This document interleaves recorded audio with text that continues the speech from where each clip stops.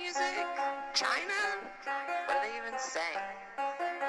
What is this Chinese rap music? Sounds like they're just saying ching chang chong. My chance new girl watch made in China. We play ping pong ball made in China. Hello and welcome to China Econ Talk. I'm your host, Jordan Schneider. Before we get started today, I wanted to let you know about a new newsletter I'm working on. Every week, I'll be summarizing and analyzing the best long-form Chinese language articles about the sorts of topics we cover on the show. Sign up for free at chinaecontalk.substack.com and check the show notes for the link. China's gaming market is the world's largest. 620 million people, nearly twice the size of the populations of the US and Japan combined, play PC or mobile games. 70% of men and 2/3 of women play games at least monthly, and nearly all of them occasionally make in-game purchases, adding up to an industry that brings in almost $40 billion US a year. In this episode, we'll cover the evolution of the gaming market and development in China, as well as the regulatory issues impacting the industry. So we're joined today by Frankie Huang, and her preferred introduction is a Beijing-born, US-raised, Shanghai-based insight strategist and writer who worked on the localization of sleazy Chinese MMORPGs into English once upon a time, as well as Josh Ye, a reporter at South China Morning Post's new Abacus site covering everything China and gaming. So, Frankie, what's your favorite Chinese gamer slang? So I actually don't play many Chinese games, but I have to say my favorite slang, the two names of PUBG and League of Legends, so 吃鸡 and 撸啊撸.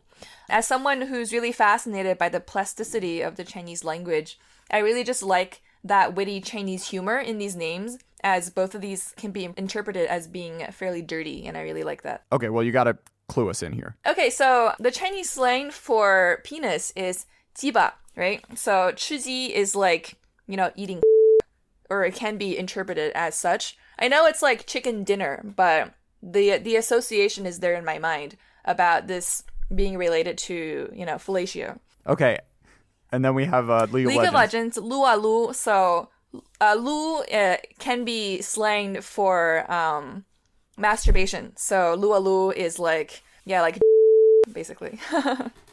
I have quite an immature sense of humor. Okay. All right, and you, Josh, I'm not sure you'll be able to top that. Best of luck. That's definitely hard to top. But I think my favorites are 氪金 and 干. These two terms are probably the most used adjectives in game reviews in Chinese, because the first one, 氪金, means pay to win. Essentially, it translates into Krypton gold. The origin of this is a myth itself. It probably came from World of Warcraft. There's a rare item that involves Krypton. And now it's used to mean a game that is essentially pay to win, which is the gaming model for a lot of Chinese games. The second one is gan. Gan literally means liver. So what's hard on the liver?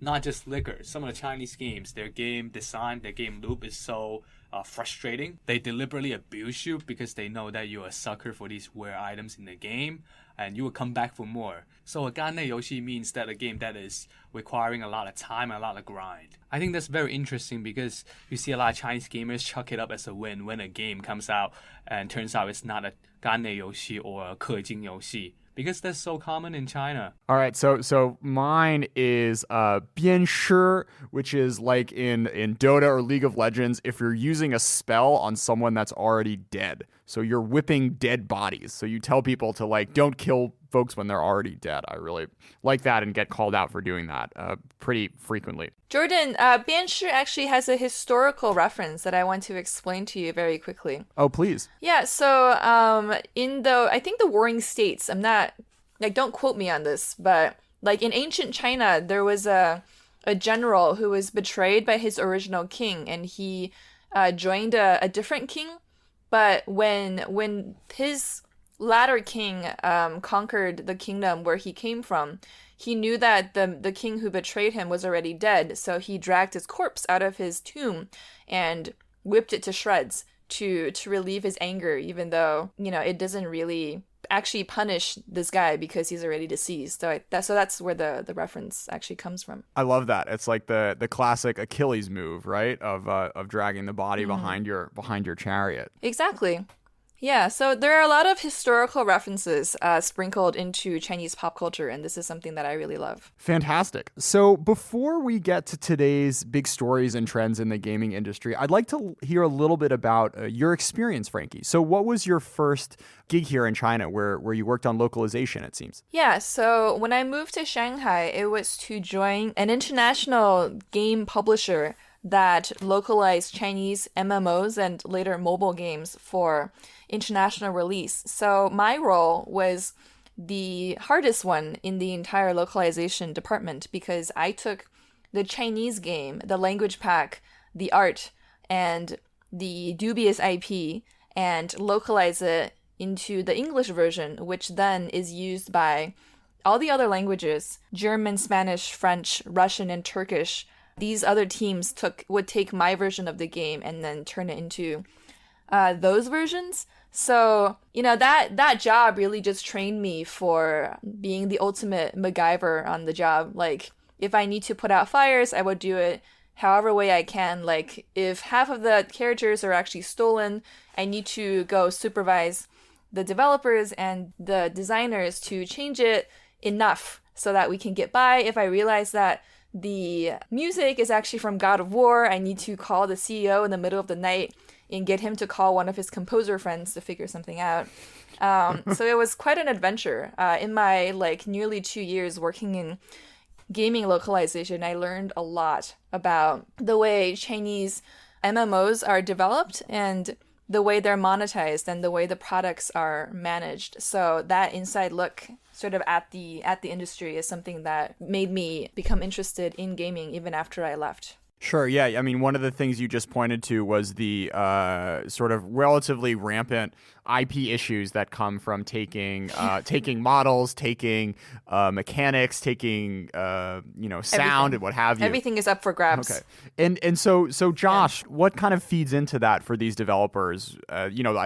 Presumably there are no consequences when working in the domestic Chinese market for using some good sound or some good artwork. I mean, I'm no legal experts here, but usually it just kind of like I said, they're trying to grab the most popular, game mechanics, because the thing is like gameplay or like mode of game is not necessarily protected, even though like some of the IPs are. So I feel like, that's the most prevalent way of kind of like quote unquote stealing an idea. So they kind of like run with a certain popular idea, for example, Chiji, and then like Battle Royale, and then turn that into something else. So Frankie, what were the other sort of dynamics and lessons you took out of this experience? You talk about the game development process in Chinese MMOs. What did that look like to you? So first of all, I have a lot of sympathy and respect for the Chinese developers. I absolutely don't blame them personally for the IP theft, for what they have to do, because they're under tremendous pressure to perform, meaning they never get enough time to do a good job, and there are KPIs that the product managers are required to hit. So they're always looking to whatever game is doing the best to try to, take what is it that works and then put it in their game. And typically the games aren't meant to have a very long life, maybe 1 or 2 years. They're not looking for it to keep running indefinitely. It just needs to look good enough to draw the players initially. So what they basically do is hash together something that resembles other popular games enough, but is still like just different enough to make people want to have a taste of what they've made. So yeah, the developers are very, very hardworking. They're always working late. They do the best they can, and they're always willing to work with me when I have these ridiculous demands about copyrights, about making them do things over when it's usually okay to fly in the domestic market. But I never demonize them, and I would never say, that these people are not as good or not as ethical as Western developers. They just work in a different environment. Yeah. Sure. So one of the main challenges for these MMOs in particular have been the monetization schemes, and it's free to play models, particularly in the MMO space outside of China, have gotten a really bad rap.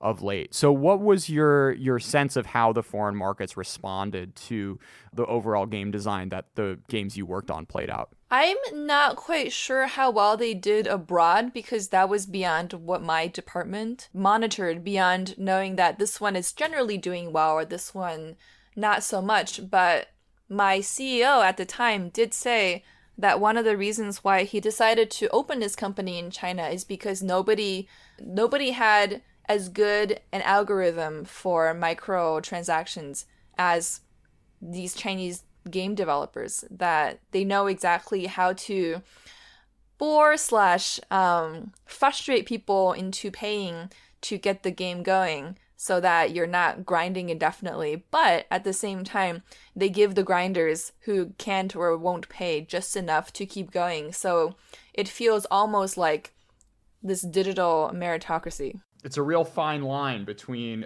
getting people so frustrated that they quit, but also having them like the game enough that they're willing to pay, the $5 or $10 to speed things up. It's a true art. It's very tantalizing to them, yeah, because it feels like they're working hard.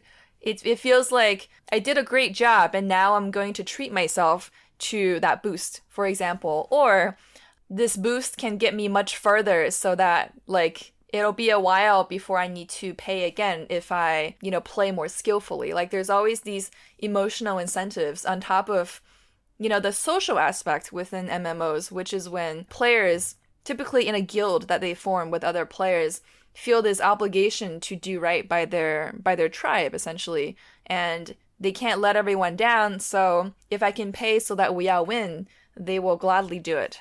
It's a true 21st century psychological art, the magic and mystery of getting people to press buy on $1 to $2 purchases over and over. It's actually brilliant, and it's a little scary. I mean, it's very scary how well these people have their players figured out. But yeah, they're really good. The thing is, what introduced MMO to China is actually obviously through I would say actually made MMO took off in China is actually through World of Warcraft though. So like that's a Blizzard title. That's not necessarily. I feel like people still kind of look up to that model more or less. So it's kind of like there's a sense of irony that people are thinking Chinese MMOs have better algorithms figured out. But I mean, there's also like an army of like different Chinese MMOs. So like there are different kind of permutations of products that they can test on. But I feel like people have a sense of like what a good MMO is, and then there's at this, I don't know, like, as of now, still there isn't a Chinese equivalent of WoW that can actually take its place. So one of the interesting trends that you've been reporting on, Josh, is how some of the really big game developers in China have actually still been trying to get that WoW level success in the MMO space, investing the millions and millions of dollars and the hundreds of developers needed to create something of that quality. The NetEase and Tencent games like Justice Online have really been swinging for the fences in a way that a lot of Western developers have sort of given up on in this genre. I wouldn't say people have given up on MMO, because I actually would disagree that WoW is going away, even though, I mean, it's a really old game, so like, you gotta understand that people leave because of that, but then I feel like the community is still very much alive, especially with the new patch and all. But I mean, yeah, like MMO, because MMO in China is huge. It has a lot to do with the fact that like China banned console gaming for 15 years. And that's insane. So like, people only got to play and socialize through games like MMOs, right? If you think World of Warcraft is actually big in the US or in the West, it's probably like 10 times bigger in China, because that's all people got. Yeah, so like, big companies are still trying to recreate that, is because that is a generational phenomenon that kind of defines how gamers interact. And it will be silly to kind of lose that chunk of market share and then, fail to capitalize on that genre, because I feel like there's still tremendous support for that game. But it's hard to replace a game like World of Warcraft. And NetEase is trying to do that. Is partially also, there are like some different reasons behind that. They're trying to invest in a big game that's also MMO, because like, if you talk about like the biggest gaming developers in China, you're talking about Tencent, you're talking about NetEase, right? But then for them, there's no incentive to make like console single player games, because like nobody's gonna play that, even though they have the budget or the money. If they're gonna make AAA games, there better be something like an MMO that invites everybody in, and then has a sustainable way of generating revenue. So it's more that. So like if you look at Justice Online, like the graphics level, the gameplay, I mean, is completely ahead of everybody else in the MMO genre, because people don't invest as much in MMOs in the West because there's already a World of Warcraft. But in China, the gaming experience kind of is larger than just MMO. It's like, what people play. Sure. So, I mean, the NetEase having Taoist priests praying for it, exercising the servers on launch seems to have helped them out a little bit. And I just want to recommend this game, Justice Online, for Mandarin study. It's fully voiced in subtitles, and even though there's like some kind of ancient, confusing language, it's made for teenagers to understand. So I don't find it impossible to follow with my mediocre Chinese. So, Josh, you brought up the duopoly that we see in the Chinese video game industry, with NetEase, along with Tencent, accounting for 70% of Chinese gaming revenues. So could you talk a little bit about how this dynamic between these two companies is really different from the West, where it seems like a lot of different actors and developers are competing on a much more level playing field with each other? I mean, to understand how these two companies come to be what they are today, you gotta understand a little bit of the history of gaming in China, right? So because console gaming was banned from 2000 to like 2015, and to be frank, like, there isn't much gaming talent back then too. So like these gaming companies come to become giants through publishing. Like they didn't really develop their games. They mostly just through like publishing big games from Western companies. So like for NetEase, it has a license to publish all the Blizzard's titles. So then essentially, World of Warcraft kind of made NetEase as big as it is now. And Tencent, it published a bunch of other games. So like right now it's a publisher of like Fortnite. It's a publisher of League of Legends. And so those two companies became what they are through publishing games and then generating revenues and then buying up other the Western players. So that duopoly, how it comes to become what it is now, is kind of hard to figure out why there isn't a third player. But so I guess because if you take your games to China and you want to kind of actually have a reliable partner, you just pick the big guys. There isn't any other incentive to go with like a third party publisher. But monopoly doesn't seem very right either. And I guess that's why NetEase and Tencent have become what they are. So just to give a sense of just how large these firms reach are into foreign developers, just to list off a few of the studios that Tencent has bought recently: Supercell, the creators of Clash of Clans; Epic Games of Fortnite fame; and Riot Games, who run League of Legends. What's going on behind this strategy of acquiring all of these foreign publishers, Josh? This is actually a very, very interesting story. If you kind of think of it, because like I said, console gaming was banned for 15 years. And now you come to think of it, the biggest Chinese company, which is Tencent, is the world's biggest gaming company. And then I feel like that kind of tells a China story from a very interesting lens, because in a country where gaming is banned to now, like these decision makers kind of like have like their fingerprints everywhere, all over the world. I think this is actually a very underreported China story, to be honest. But yeah, their strategy with this is that I feel like it kind of tests how these people know how regulations work, know how revenue works, know how gaming behaviors works. And also like they don't really have the talents, to be honest with you. They understand the business side of things, but then they don't have the creativity, they don't have the talents to make their own AAA games. But they have the revenue, so they try to buy up all these different companies and then bring them to like the biggest gaming market, which is China, right? And then they have the infrastructure, and then they have the technical know-how to kind of run that business. So they're more like the business expert on that front. But then now they're actually like shifting towards developing more of their own titles, and then they are putting together very powerful and technical teams to kind of create their own titles. Yeah, I agree with what Josh said about Tencent. It's definitely running gaming as a business, as one of the, digital giants of not only China, but the entire world. It makes sense for them to also have their fingers in the gaming pie. But yeah, even though I would say not all the heads in Tencent are just business people, that some of them are, maybe software savvy, maybe they're engineers. The truth is, I don't really think Tencent has any higher ups who are real gamers, and this is why they're able to approach acquisition with intense business savvy. But when it comes to creating their own titles, and they have acquired many large to smaller studios, it's difficult for them because they don't really have a point of view. They're not really a game development company. There isn't really a kind of game you would associate with Tencent. You wouldn't think, with Blizzard, it's like, high fantasy, or, with Epic, it's like fun shooter. Yeah, when you think of Tencent, you think of other more serious products. You think of WeChat, you think of like bike shares. They're ultimately not really a company that puts out fun, original things. They're sort of there to help your life function. But then they also managed to like take some of the, in the beginning, they do a lot more clones when they couldn't really buy up or get licensed in China.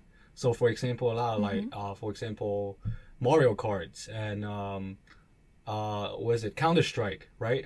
They didn't get the license to publish these games like for legit, but then they were able to kind of develop their own versions to these games, which essentially are gaming clones. But then because the IP laws and because of all that, because they recognize that these are very successful models, so they just need to give people more of it because there is such a big market. There will always be people who are willing to try the clone, the 差不多 version that is convenient, maybe because they're already living within like a Tencent ecosystem in their own digital lives. Oh, this game is being recommended to them like through a push notification, and they try it, right? Yeah. And just because it's like much lower cost than sharing the revenues with the legit partner, because they were the early competitors in the internet scene already. They kind of already occupied a mind share, so it makes sense for them to just kind of copy these games, and they're really good at it. Like, the fact is they're extremely good at copying games in the very beginning, and it works. And they work. Yeah, it always works. They make a ton of money. They understand. Through copying, I feel like through copying, they also learn every feature of that game. They basically just kind of tear that game apart. They master it. They absolutely become masters of recreating these revenue models. And the truth is, these really innovative games that blow us away, they're always labors of love. There's always enormous risk in trying something completely new.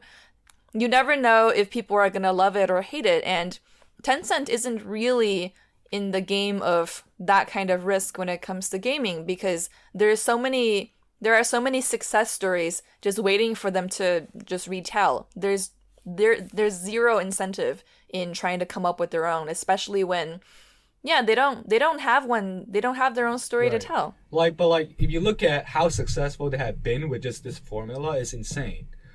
Because the biggest game the biggest game in China is Honor of Kings, right? Which is known as Arena of Valor in the West.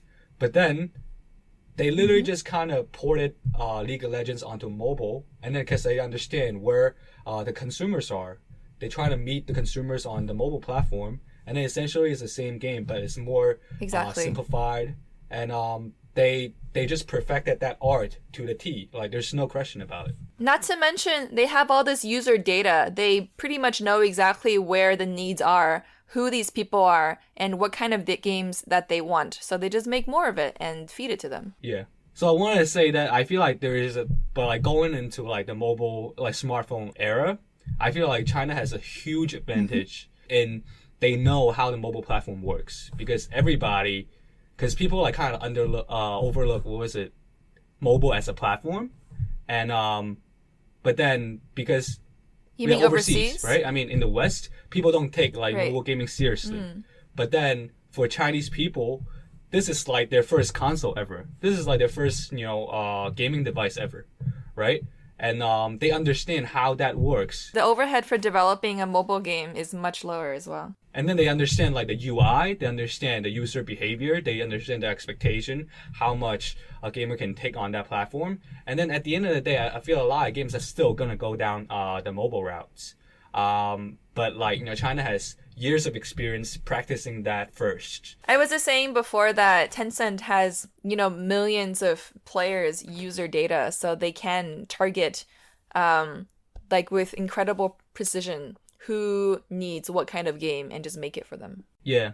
And then I feel like why Blizzard decided to go with NetEase to develop the next Diablo game. They actually see that these Chinese companies, through publishing games and through copying games from PC onto mobile, they understand how people behave on the mobile end of things. And then that's a tremendous advantage that Chinese companies have over Western companies in the gaming space right now. Yeah. Could you walk us through a little bit of the evolution of the Steam scene? We've talked a little bit about these giants so far, but it does seem like there is a bit of a nascent indie gaming universe that has been able to find a fair amount of success on a foreign platform. I mean, the Steam story is actually quite interesting because Steam has been a great market for a long time. It used to be just, the hardcore gamers who went to Steam, right? But then actually I took off mostly because PUBG. So PUBG, I don't know how that game attracted so many Chinese players. What's so unique about it? It's a great game, but then, there's something speak tremendously to Chinese gamers, and it rose. And so Steam was the only place where you could get a copy on the mainland, correct? Yeah, so because last year there's a license freeze in China. That's why a lot of the Chinese publishers, they decided to take their titles to Steam, which doesn't really require government licensed, government approval to publish games. That's why you see a spike of at least 3 best-selling titles on Steam that are Chinese games. So the first one is Chinese Parents, and then Ring of Elysium, and then the third one is Scroll of Taiwu. So Ring of Elysium is actually not an indie game. It's under Tencent. But then the other 2 are very small budget indie titles, truly. And then they sold a bunch. And then the magnificent things about them is that they're only available in Chinese. So only Chinese gamers get to play them. But it kind of attests to the fact that a lot of Chinese gamers are on that platform. Frankie, have you gotten a hold of any of these games? I watched some Chinese Parent because I have a Mac, and I'm pretty sure they don't have they only have PC versions of it right now, but it's such an interesting game to me that I've consumed a lot of content about it, and I can see why it took off in China, because it's just about their lives and their experiences, and it really exposes just how difficult it is to thrive and to succeed in this day and age. And yeah, it really resonated. It's, the graphics aren't really to my taste, but I would definitely call it like a masterpiece of an indie game. So just to give some context, the idea is you are a parent and you are scheduling your son's life. So you're assigning activities, you're telling them to do this type of homework, that type of homework, and this incredible mechanic it has is like the life stress meter. If you kind of overload the kid too many times, then they will die, which is pretty, or get super depressed, which is super intense. And the whole idea of having to compete with a different IE to show off how much cooler your kid is than your cousin, or making sure that your grandma didn't buy the cheapest bite size so you didn't get sick because of bad food. I mean, all these little windows into the life of young people Just in a normal China family. through this game Yeah. was just was really fantastic. And the genius of it is it exposes all these elements in Chinese life that are very much gamified. I think for people who are trying desperately to get ahead, to beat their peers to the few scraps that they feel like they're fighting for, everything is a game, but the stakes are just sky high. Josh, any thoughts on it? Yeah, I mean, I feel like I see it more of just a satire. I think that game sold a lot of copies. Like I played it in its demo when its demo came out. Yeah, like Frankie said, like the graphics, everything about this game is very scrappy, to be honest with you.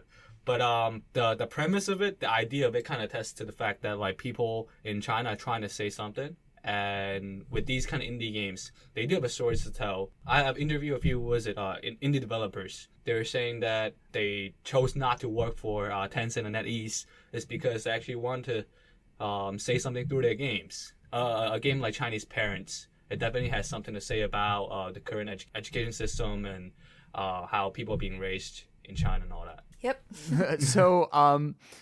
So this dynamic of Steam as this semi-legal platform may come to the end at some point soon, Josh. So what is going on here with the partnership with Steam, with the Chinese developer, and the potential quote unquote death of Steam in China? I mean, I don't have the crystal ball, so like I don't want to prognosticate saying that like Steam is on its way out in China, but then.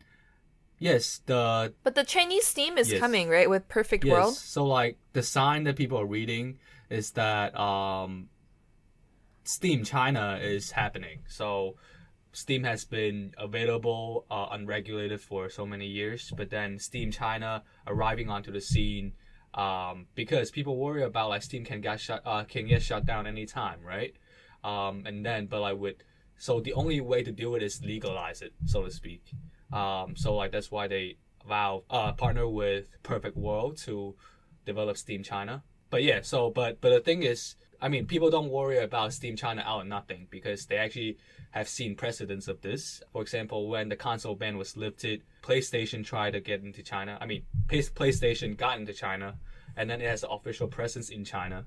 But if you compare PlayStation Store in China and versus its global version or its shops and its stores in other countries, it has a pathetic low number of titles that are available, so it's heavily censored.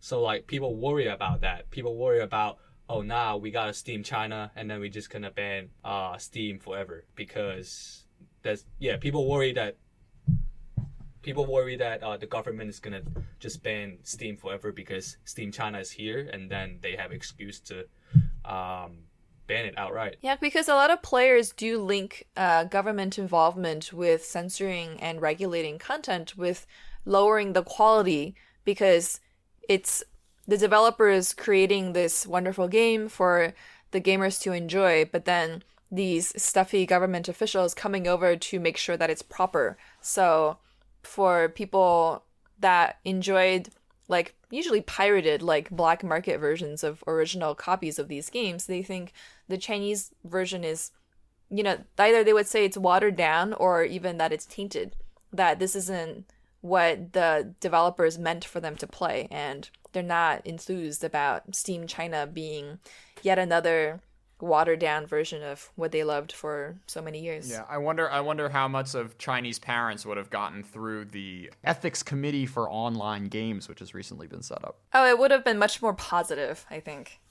Less like satirical, as Josh said. But I feel like the thing that people read about Chinese gaming news, they tend to see it as much of an alarmist, so to speak, because they do worry about that. But a lot of times that I do think that, for example, with an ethics committee, it's not necessarily a bad sign because the worst is that like the licensing fee is so much worse than having a overseeing government body to kind of review games. At least they're getting licensed through. So people in the industry actually see it as a good sign sometimes because they know that regulation is kind of inescapable. So the biggest gaming news of the year was the game licensing ban, which helped contribute to Tencent's cratering stock price in the second half of the year. I want to go and take a step back, though, and look at the history of video game regulation in China. So first, a broader philosophical question for you two. What do you think the difference between the U.S. and China when it comes to video game regulations? In terms of video game regulations for the US and China, we can just relate it directly to free speech and freedom of expression in these two countries. I don't think it's even necessary to go into much detail because in the US, the only speech that's really banned or heavily regulated is anything that presents like clear and present danger and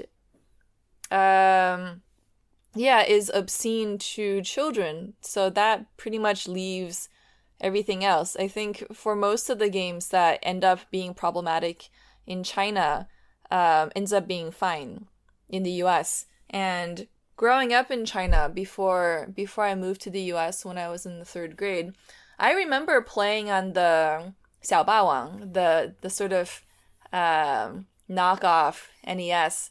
And gaming was demonized even then because children are supposed to be studious. We're supposed to, have fun that's wholesome and somehow develops character. So parents are always worried about their kids sort of getting led astray and becoming obsessed with something that doesn't contribute to their career in the future. So this is sort of the ideology that is the foundation of how the government sees games, that it's sort of a corrupting force. And now, in this day and age, it also represents a lot of foreign ideas that might get into people's heads and cause them to sort of stray from official or approved ideology. Yeah, I feel like demonizing is But at the same time, sorry, just one more thing. At the same time, we all know how huge the gaming industry is and how much money it's worth. So getting rid of it, just stamping it out, would obviously be a mistake. There are definitely people in the government that would advocate for it, even if they don't like or understand what it represents content-wise. It represents money and money good. Yeah, I completely agree with what Frankie said. Demonizing is definitely the word that have been used the most about games, be it from government mouthpiece or from gamers. Actually, they're like editorials that said, like, even though they're clamping down on games, but then there's also editorials that said, don't demonize games. But then, because Chinese government is such a moralist government, for better or worse, that the worst case scenario is that they could ban games, which they have done. So that's why people kind of still have a little hangover fear from that era, because they also have come to understand that like people are gonna game one way or another instead of sending that money to the private versions or like the unregulated piece of that cake. Now they have kind of become much more receptive to the idea of actually regulating gamings and allowing gamings to that extent. And esports is a huge scene. It's interesting to think back to the late 90s and early 2000s when you had the U.S. Senate holding hearings. I think Joe Lieberman was the leader in this charge, talking about how the likes of Doom and Grand Theft Auto were corrupting the youth and contributing to crime rates and murder sprees and whatnot. So it's not as if the U.S. doesn't have a history of this kind of fear of gaming in its past, but the kind of days of 1930s Hollywood style regulation against movies isn't something that really has ever been in the Western gaming tradition as much as it has in China. And Josh, as you've alluded to earlier in this episode, the big moment and probably the most critical one in the history of Chinese gaming was the ban of consoles wholesale in the early 2000s. Yeah, that changed everything, and that shaped Chinese gaming industry to what it is now. This is why all my gaming clients have to do a completely different Chinese strategy, whether they want to or not, because this is basically Mars in terms of a gaming landscape. Yeah. But also, I feel like the upside to this, so to speak, not the upside, I don't know how to word this, but yeah, but another kind of unexpected result that came out of this is that it really kind of engendered the esports industry, and then how Chinese esports have come to be what it is now because of the banning of console. People play a lot more PC games. People play like World of Warcraft. People play Warcrafts and all that. So that's why you got very dominant players on. But do you think if consoles weren't banned that esports in China wouldn't be as well developed today? Because I would think it would be both. Like they'd both be robust right now. Oh yeah, no? I mean, okay. I think you're completely right. I think I just kind of, yeah. I think it would be much it would be a lot was it different? Very different from like what we see Sure. now. Yeah, absolutely. They're more focused. They're not there are fewer things, maybe not distracting them, but there's even more investment in esports because yeah, it's you can even get a degree in esports now just to show I've how sat mainstream in it's on becoming. beta esports classes. No, but tell me about the esport classes, Jordan. I'm curious. So I only sat on one. It was just a kind of overview of the industry, and it made life sound really hard for this place. I think the tricky thing about the whole scene is that it really picks up people and spits them out. And if you're not at the top of your game, there's always another 18-year-old right out there to replace you on these rosters. So what's an interesting trend both in China and in the West as well is of these top players who have a kind of compelling personality ending up moving a little more towards the live streaming side of things, where you can develop a more stable lifestyle, a more reliable stream of income. So I was wondering if one of you guys wanted to talk about the whole video game live streaming ecosystem of like Huya and Douyu and the likes. I'm actually going to interview a live streamer later this week for my job, so it's a shame that we're not doing this a bit later where I can actually talk about having like interviewed one. But that is a really strange industry to me. Maybe because I prefer playing rather than watching.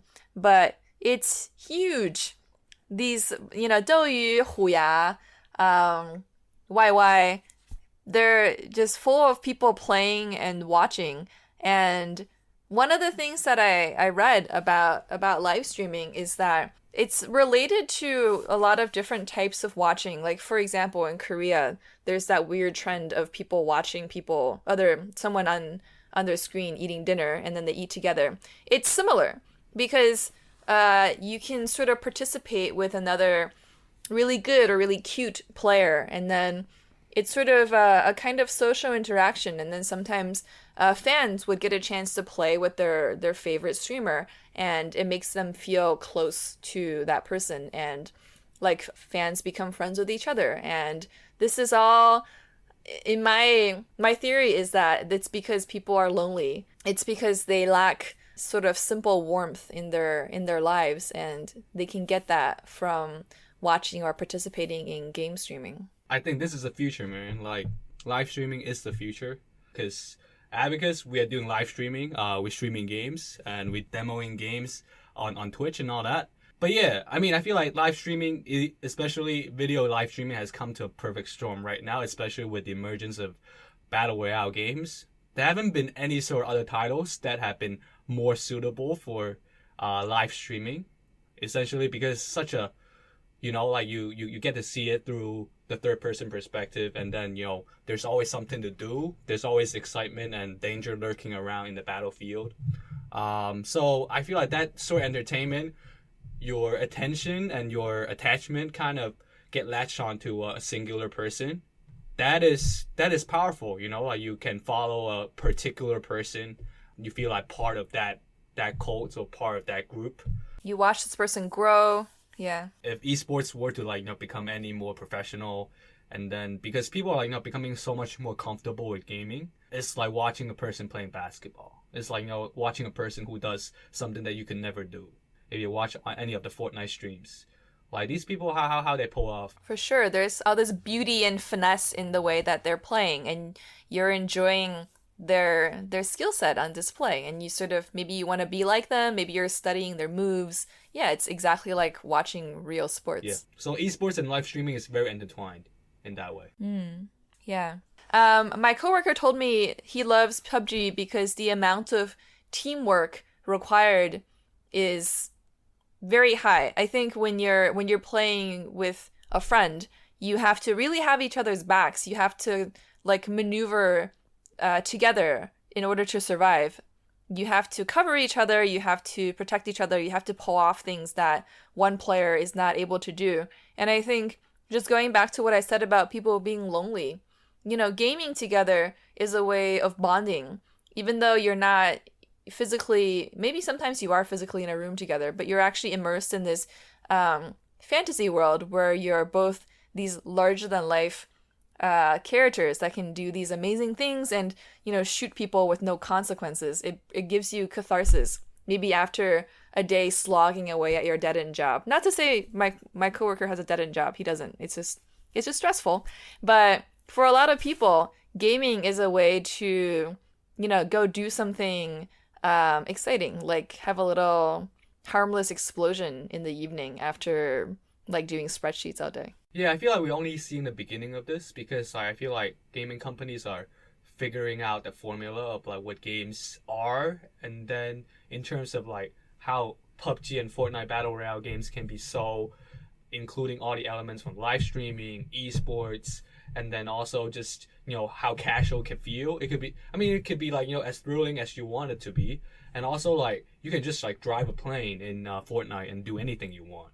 And people still watch it. So like there's that kind of latitude in what you want to do. So I feel like, and in China, like because people are already on PC and then they're already doing that, so there's a huge potential and market for that. For sure. Frankie and Joss, thanks so much for coming on China Econ Talk. It was my pleasure. I really enjoyed speaking with you guys about this. Yeah, it was an enjoyable talk, and I can talk about Chinese gaming like every day of the week, twice on Sunday.